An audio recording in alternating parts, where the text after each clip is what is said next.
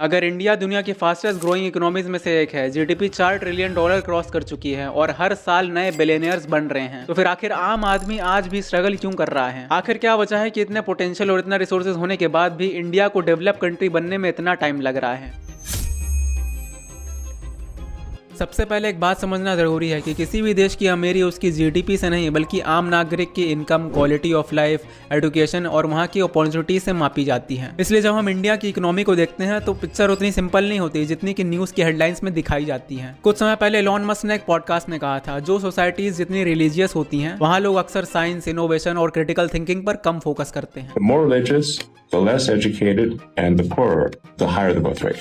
Low on the religion, high on education, and high on income, that has the lowest birth rate by far.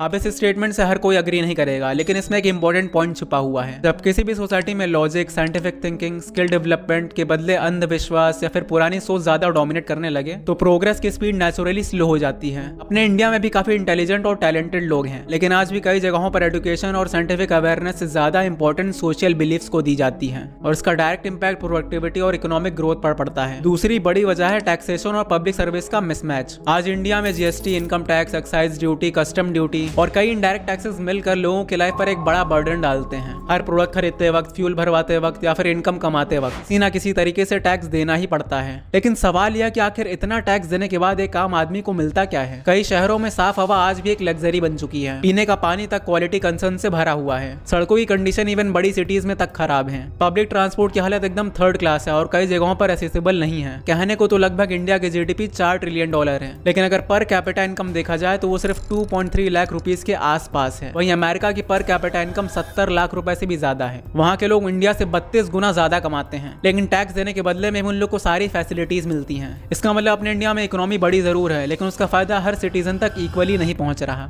तीसरी बड़ी problem है caste based discriminations और social divisions. अपने Indian constitution ने सबको equal rights दिए हैं, लेकिन अपने इंडिया में कई जगहों पर कास्ट आज भी अपॉर्चुनिटीज को इन्फ्लुएंस करती है, क्योंकि रिजर्वेशन का पर्पस हिस्टोरिकल इनइक्वालिटीज को रिड्यूस करना था। लेकिन साथ ही ये डिबेट भी चलती रही कि मेरिट और इक्वल कॉम्पिटिशन को कैसे बैलेंस किया जाए। आपने कई टैलेंटेड लोगों को देखा होगा, उन्हें अपनी कैपेबिलिटी के हिसाब से अपॉर्चुनिटीज नहीं मिलती, जबकि सोसाइटीज टैलेंट के बेसिस पर मैक्सिमम एफिशिएंसी से काम नहीं करती। जबकि अपने इंडिया में कई सोसाइटीज आज भी बेसिक रिसोर्सेज के लिए स्ट्रगल कर रही हैं, और जब सोसाइटीज टैलेंट के बेसिस पर मैक्सिमम एफिशिएंसी से काम नहीं करती तो उससे इकोनॉमिक ग्रोथ भी इंपैक्ट होती है। चौथा और सबसे इंपॉर्टेंट वजह है अपने इंडिया का एजुकेशन सिस्टम। अपने इंडिया को दुनिया का सबसे बड़ा यूथ नेशन कहा जाता है। हर साल लाखों स्टूडेंट्स स्कूल्स और कॉलेजेस से ग्रेजुएट होते हैं, लेकिन प्रॉब्लम यह है कि डिग्री और स्किल्स में एक बहुत बड़ा गैप है। हमारा एजुकेशन सिस्टम आज भी मार्क्स और एग्जाम्स के अराउंड में घूमता है। स्टूडेंट्स को कॉन्सेप्ट समझने और प्रैक्टिकल स्किल्स डेवलप करने के बदले कई जगह रट्टा मारना सिखाया जाता है, और फाइनल रिजल्ट ये होता है कि डिग्री तो मिल जाती है, लेकिन इंडस्ट्रीज को जिस स्किल की जरूरत थी वो बहुत ही कम स्टूडेंट्स के पास होती है। इसी वजह से एक तरफ कंपनीज स्किल्ड एम्प्लॉयज ढूंढ रही होती हैं और दूसरी तरफ एजुकेटेड यूथ जॉब के लिए स्ट्रगल कर रहा होता है। और वहीं पांचवा बड़ा फैक्टर है इंफ्रास्ट्रक्चर और पॉपुलेशन का इम्बैलेंस। अपने इंडिया की पॉपुलेशन 140 करोड़ से ज्यादा है और हर साल करोड़ों लोग बेटर अपॉर्चुनिटीज की तलाश में सिटीज की तरफ माइग्रेट करते हैं। गवर्नमेंट रोड्स, रेलवेज, एयरपोर्ट्स और मेट्रोज बना रही है, लेकिन पॉपुलेशन ग्रोथ और अर्बनाइजेशन की स्पीड इतनी ज्यादा है कि अक्सर इंफ्रास्ट्रक्चर पीछे रह जाता है। बड़े शहरों में ट्रैफिक जैम नॉर्मल सी बात बन चुकी है। कई लोग ऑफिस पहुंचने के लिए घंटों ट्रेवल करते हैं, और वहीं पब्लिक ट्रांसपोर्ट हर सिटीज में इक्वली डेवलप नहीं है। जब लोगों का प्रोडक्टिव टाइम रोड्स और कंजेशन में वेस्ट होता है तो उसका इफेक्ट डायरेक्ट इकोनॉमी पर भी पड़ता है। लेकिन इन सभी रीजंस के अलावा एक और फैक्टर भी है जिसके बारे में बहुत ही कम बात होती है, प्रोडक्टिविटी और माइंडसेट। डेवलप कंट्रीज सिर्फ रिसोर्सेज की वजह से डेवलप नहीं बनी, उन्होंने इनोवेशन, डिसिप्लिन और लॉन्ग टर्म प्लानिंग पर फोकस किया। अपने इंडिया में भी स्टार्टअप्स और टेक्नोलॉजी सेक्टर ने बहुत ज्यादा प्रोग्रेस करी है, लेकिन अभी भी एक बहुत बड़ा पॉपुलेशन सेक्शन इनफॉर्मल जॉब्स और लो प्रोडक्टिविटी वर्क में लगा हुआ है। जब तक एजुकेशन, स्किल्स, मैन्युफैक्चरिंग और इनोवेशन पर लार्ज स्केल पर काम नहीं होगा, तब तक पर कैपिटा इनकम को रैपिडली इंक्रीज करना मुश्किल रहेगा। और सच यह है कि इंडिया कोई गरीब देश नहीं है। इंडिया एक ऐसा देश है जहां पर बहुत ज्यादा पोटेंशियल होने के बाद भी उस पोटेंशियल का सही इस्तेमाल नहीं हो पा रहा। अच्छी बात यह है कि प्रॉब्लम्स क्लियर हैं और उसके सॉल्यूशंस एग्जिस्ट करते हैं। Better education, skill development, efficient governance, quality infrastructure, scientific thinking और इक्वल अपॉर्चुनिटीज, अगर इन सभी एरियाज में लगातार इंप्रूवमेंट होता रहा तो वो दिन दूर नहीं रहेगा जब इंडिया सिर्फ जीडीपी के नंबर्स में नहीं बल्कि आम आदमी की क्वालिटी ऑफ लाइफ में भी डेवलप कंट्रीज को टक्कर देगा। क्योंकि किसी भी देश की असली अमीरी उसकी बिल्डिंग्स, बिलियनियर्स या फिर जीडीपी से नहीं मापी जाती, बल्कि उसके आम आदमी की जिंदगी और खुशियों से होती है। सो दोस्तों, इसी के साथ इस वीडियो में सिर्फ इतना ही। आई होप आप लोग को जो चीजें मैंने क्लैरिफाई की होंगी सब कुछ अच्छे से समझ में आया होगा। एंड अगर वीडियो जेन्युइनली अच्छी लगी हो तो लाइक जरूर कर देना एंड चैनल को कर लेना सब्सक्राइब,